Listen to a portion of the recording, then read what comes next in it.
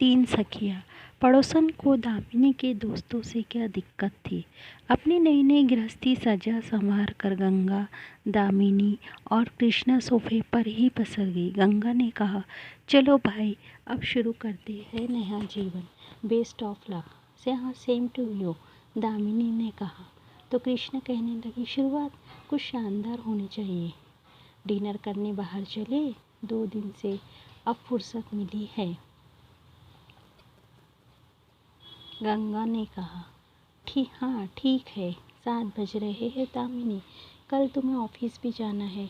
चलो फिर जल्दी डिनर करके आते हैं, टाइम से आकर आराम कर लेना। श्यामा भी कल से ही काम पर आएंगी।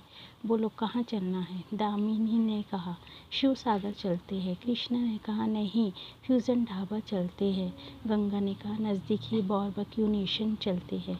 दामिनी ने फटकारा, दिमाग खराब हो गया गंगा, रात में इतना हैवी डिनर करूँगी वहाँ। गंगा ने भी तेज़ आवाज़ में कहा, तुम्हारा दिमाग होगा खराब, एक रात हैवी खाने से क्या हो जाएगा। अरे नए जीवन की पार्टी तो बनती है ना। कृष्णा ने टोका, बस फ्यूजन ढाबा चलेंगे। तुम दोनों तो किसी भी बात पर शुरू हो जाती हो। तीनों की आवाज़ें धीरे धीरे तेज होने लगी।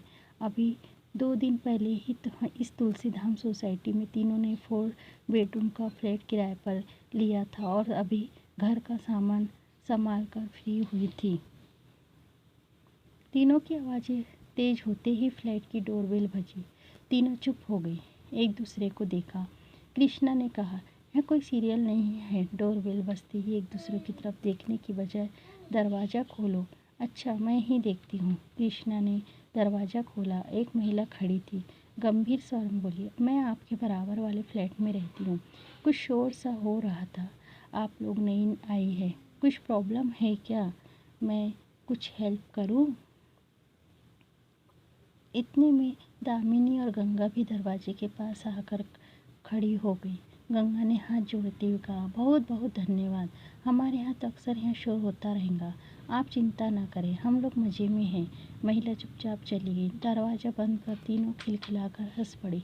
दामिनी ने कहा, यह बेचारी पड़ोसिन तो हमारे चक्कर में पड़कर पागल हो जाएंगी। इस बात पर तीनों खूब हंसी। दामिनी ने कहा, चलो फटाफट तैयार हो जाओ, अब निकलना चाहिए।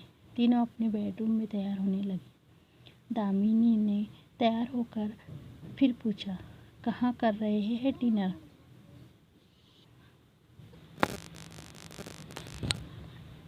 अपनी शरारती मुस्कुराहट बिखेरती हुई कहा, किसी नई जगह। तैयार होकर बाहर निकली तो पड़ोसी महिला से फिर सामना हो। वह तीनों स्टाइलिश कपड़ों में बढ़िया परफ्यूम खुशबू से की जगह हंसी मजाक करते हुए जाते देख हैरान होती रही। क्या अपनी शरारती मुस्कुराहट बिखेरती हुई कहा, किसी नई जगह। तैयार होकर बाहर निकली तो पड़ोसिन महिला फिर से सामना हो गया। वह तीनों स्टाइलिश कपड़ों में बढ़िया परफ्यूम की खुशबू हंसी मजाक करते हुए जाते देख हैरान होती रही। क्या औरतें भी तो लड़ रही थी। तीनों ने एक शानदार होटल में डिनर किया और आइसक्रीम खाई। कुछ ज़रूरी सामान खरीद कर नए संसार में लौट आई। घर आकर कपड़े बदले, अपने अपने बेडरूम में लगा टीवी ऑन किया। थोड़ी देर में अपनी पसंद के प्रोग्राम देखने लगे। सुस्ताए, फिर ड्राइंग रूम में बैठकर घर गृहस्थी के कामों व सामान पर चर्चा करके सोने चली गई। तीनों बहुत थकी हुई थी। नए घर में आज तीनों की पहली रात थी। कल तक तो दिन भर सामान लगाकर सोने के लिए रात को अपने अपने पुराने घर में चली जाती थी। अब तो यही घर उनका सब कुछ था। पिछले हफ्ते ही तीनों ने इस मिडिल क्लास सोसाइटी में तीसरे फ्लोर पर यह 4 बेडरूम फ्लैट किराए पर लिया था। उनका हर परिचित रिश्तेदार उनके इस फैसले पर हैरान रह गया था। तीनों अपने अपने बेड पर सोने लगी तो तीनों की आंखों के आगे अपना पिछला समय चलचित्र की भांति चलने लगा।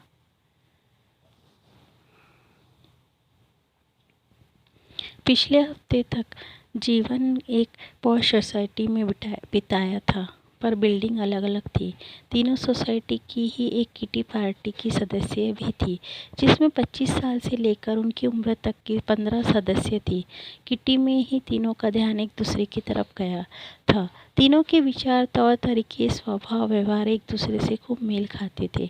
तीनों हाउसी खूब उत्साह से खेलती थी, हर गेम जीतने की कोशिश करती थी। तीनों बहुत हंसमुख थी। किटी की अन्य सदस्य जीवन के प्रति उनके सकारात्मक दृष्टिकोण की खुले दिल से तारीफ करती थी। सबके दिल में उनके लिए प्यार और सम्मान था। तीनों ही जीवन के 5वें दशक में थी। फिट भी तीनों थी। सैर पर भी तीनों एक साथ जाने लगी थी। तीनों का आपसी संबंध दिन पर दिन मजबूत होता गया था। अब तीनों अपनी व्यक्तिगत बातें, अपने सुख दुख एक दूसरे से बांटना चाहती थी। एक रविवार कृष्णा ने दोनों को फ़ोन कर अपने घर लंच पर बुलाया था। गंगा और दामिनी 12 बजे कृष्णा के घर पहुंच गई थी। कृष्णा ने बहुत दिन से दोनों की अवगत की। गंगा और दामिनी ने कृष्णा के नए खाने की भरपूर प्रशंसा की। तीनों ने भरपेट खाना खाया। उसके बाद कृष्णा कॉफ़ी बनाकर ले आई। तीनों आराम से सोफे पर ही पसर गई थी। कृष्णा ने कहना शुरू किया, जब से हम तीनों मिले हैं जी उठी हूँ मैं, वरना यही सोना घर, वही बोरिंग रूटीन था। पर बाहर तुम लोगों से मिलकर जब घर वापस आती हूँ तो घर काटने को दौड़ता है। अकेलापन सहा नहीं जाता। घर में घड़ी की सुइयाँ भी ठहरी हुई सी लगती है। दामिनी ने गंभीर स्वर में पूछा, कितने साल हो गए आपके पति के स्वर्गवास को? 15 साल हो गए।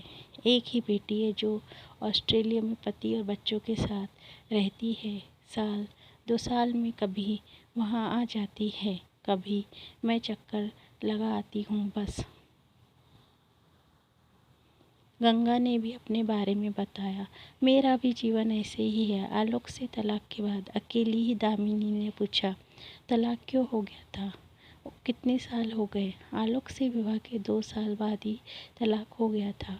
उसका अपने किसी सहकर्मी से अफेयर था। मैंने आपत्ति की तो वह मुझे छोड़ने के लिए तैयार हो गया, जिसके बदले में उसने मुझे इतनी भारी रकम दी कि आज तक मुझे किसी चीज़ की कमी नहीं है। वहाँ बड़ा बिजनेसमैन था। मेरे नाम मोटा बैंक बैलेंस, गहने या फ्लैट सब कुछ है। एक बेवफा पति से चिपके रहने से बजाय मुझे यह जीवन ही ठीक लगा।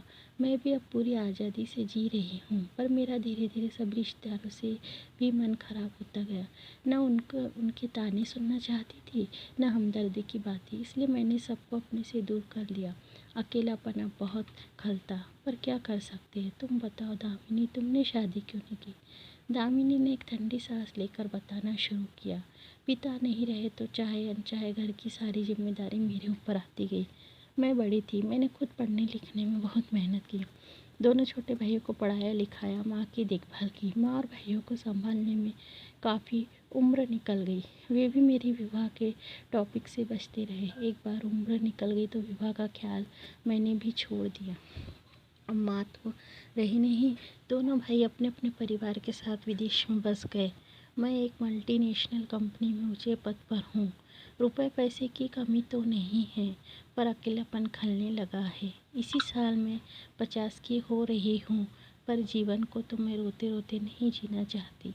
जीवन भर मेहनत की है, जीवन के हर पल का आनंद उठाना चाहती हूँ। कृष्णा ने कहा, और क्या, हम तीनों ही खुशमिजाज, आर्थिक रूप से मजबूत और नए विचारों वाली महिला है। हम क्यों अपना जीवन टॉपिक बर्बाद कर बिताए? जो मिलना था मिल गया, जो नहीं मिला बस नहीं मिला। पढ़ा है या सुना है तुम लोगों ने, एक लेखक ने भी कहा है, मन का हो तो अच्छा, ना हो तो ज़्यादा अच्छा। दामिनी ने खुश होकर कहा, अरे तुम भी यहाँ सब पढ़ती हो क्या? और क्या, किताबें तो मेरी अब तक की सबसे अच्छी साथी रही है। आओ तुम्हें अपनी छोटी सी लाइब्रेरी दिखाऊं, कहकर कृष्ण उन्हें अपने बेडरूम में ले गई थी। गंगा भी चहक उठी, अरे वाह, मुझे भी शौक है, मैं भी। उसके बाद तीनों थोड़ी देर बातें करती रही थी। फिर अपने अपने घर लौट आई। तीनों का मन साथ समय बिताकर काफ़ी हल्का था। दामिनी की शनिवार रविवार छुट्टी होती थी और हाँ, ये तीनों कृष्णा गंगा के साथ ही बिताती थी। तीनों के घर काम करने वाली मेड भी एक ही थी, अब श्यामा। कॉलेज जाने वाली छात्राओं की तरह तीनों सखियां अब किसी एक के घर इकट्ठा होती, मजाक करती, कभी मूवी देखने जाती, कभी शॉपिंग जाती। तीनों को अब किसी अन्य की ज़रूरत महसूस नहीं होती। ऐसे ही एक दूसरे के सुख दुख को बांटते तीनों की दोस्ती को 2 साल बीत रहे थे। एक दिन दामिनी ने कृष्णा और गंगा को अपने घर बुलाया और तीनों खा पीकर उसके बेडरूम में ही लेट गई। दामिनी को कुछ देर सोचते हुए देख कृष्णा ने पूछा, क्या सोच रही हो दामिनी? बहुत कुछ नई सी बात। क्या बताओ? समझ नहीं पा रही? क्या ठीक सोच रही हूँ मैं? गंगा ने कहा, जल्दी बताओ। अभी दिमाग में आया, तीनों ही अकेली है, तीनों एक दूसरे के साथ खुश है। हम तीनों हमेशा भी तो साथ रह सकती है और वैसे भी हमें अपना जीवन जीने के लिए किसी पुरुष के साथ की ज़रूरत नहीं है। जीवन तो संध्या बेला में एक दूसरे का सहारा बन सकती है। हम तीनों का 1 बेडरूम फ्लैट है। ऐसा कर सकते हैं कि आसपास किसी सोसाइटी में बड़ा फ्लैट किराए पर ले कर साथ रहकर भी अपनी अपनी मर्जी से जिए। सबकी प्राइवेसी भी रहे और साथ भी मिलता रहे। अपने फ्लैट किराए पर दे देंगे, सब खर्च शेयर कर लेंगे। कम से कम घर पर लौटने पर किसी अपने का चेहरा तो दिखेगा। घर की खाली दीवारें अकेले होने का एहसास तो नहीं कराएंगे। गंगा कृष्णा के मुंह से उत्साहपूर्वक निकला, वाह दामिनी, क्या बढ़िया बात सोची है, यहाँ बहुत अच्छा रहेगा। गंगा ने कहा, बहुत मज़ा आएगा। भविष्य की बेतुकी चिंता में वर्तमान की कुछ बेहतरीन चीज़ें, कुछ बेहतरीन पल तो हमें उस जीवन में दोबारा नहीं मिलेंगे। फिर इनको खोकर क्यों जिए? जीवन की राह में बस यूँ चलते जाना कि सांस जब तक चले जीना ही पड़ेगा। यह सोचकर क्यों जिए? दामिनी ने कहा, और आजकल तो मैं कई बार सोचती हूँ कि मेरे लिए अंदर से दरवाज़ा खोलने वाला कोई है ही नहीं। हो सकता है कभी मेरे फ्लैट का ताला तोड़ मेरा गला हुआ शव बाहर निकाला जाए और तब मेरे परिचित मेरी संपत्ति पर हक जताने चले आएंगे। कृष्णा कहने लगी, तुम लोग सीरियस मत हो। हमारा अब सच्ची दोस्ती का सच्चा रिश्ता है जो किसी मांग पर आधारित नहीं है, द्वेष और ईर्ष्या से रहित है, स्वार्थ से परे है। तीनों की आंखें भर आई थी। तीनों एक दूसरे के गले लग गई थी। तीनों का दिल फूल सा हल्का हो गया तो तीनों फिर मस्ती के मूड में आ गए। अपने अंदर एक नया उत्साह, नई ऊर्जा महसूस की। उस दिन तीनों ने उसके बाद तो भविष्य की योजनाएं बनने लगी थी और फिर कई घरों के देखने के बाद यहाँ घर फाइनल किया था तीनों ने। जिसने भी सुना हैरान रह गया। मुंबई की इस सोसाइटी में रहने वालों के लिए यहाँ एकदम नया अद्भुत विचार था। प्रभु बुद्धजन कह रहे थे, किसी वृद्धाश्रम में जाकर रहने से अच्छा ही है। यह आइडिया समाज के लिए नया उदाहरण पेश कर रही है। तीनों सखियाँ उनकी किटी पार्टी की सदस्य इस नए उत्साहपूर्ण प्रवचन कह रहे थे, किसी वृद्धाश्रम में जाकर रहने से अच्छा ही है यह आइडिया समाज के लिए। यह नया उदाहरण पेश कर रही है तीनों सखियाँ उनकी किटी पार्टी की सदस्य इस नए उत्साहपूर्ण कदम में उनके साथ थी। सबने उनकी पूरी सहायता की थी।